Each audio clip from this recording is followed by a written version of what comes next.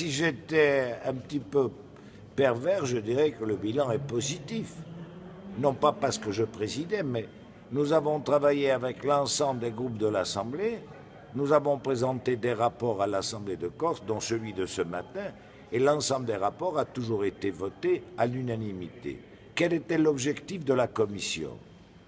C'était à un moment donné où la Corse vivait des moments très difficiles, parce que nous sommes devenus la région la plus criminogène d'Europe, on s'est mis d'accord sur l'idée de dire on ne parle pas de la violence politique parce qu'on a des désaccords.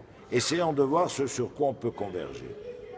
Quelles sont les causes de la violence? Que pouvons-nous faire en tant qu'élus? Parce que le statut particulier dit que les élus de la Corse s'occupent des affaires de la Corse.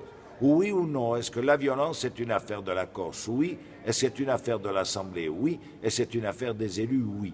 Nous avons avancé un certain nombre de thèmes.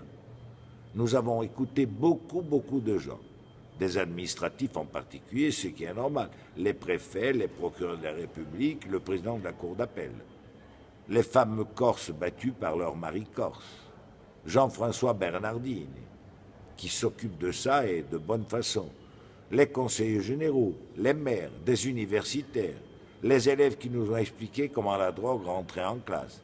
Tout ça a permis des réflexions et est arrivé à des rapports d'étape.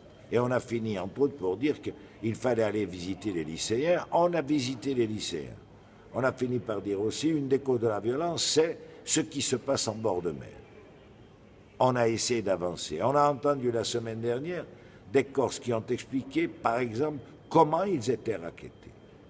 Donc, c'est un tout qui est un tout positif. Il faut maintenant continuer par un observatoire de la violence en Corse. Il faut maintenant que l'université, en rapport avec nous, s'implique toujours plus si on lui demande. Bon, bref, à la fin de cette mandature, je pense qu'on a créé les conditions pour qu'il y ait un véritable sursaut citoyen de la population qui commence à prendre forme. Le vœu que j'émets est que la future Assemblée continue ce travail parce qu'il est nécessaire et indispensable de creuser le sillon de la démocratie en Corse.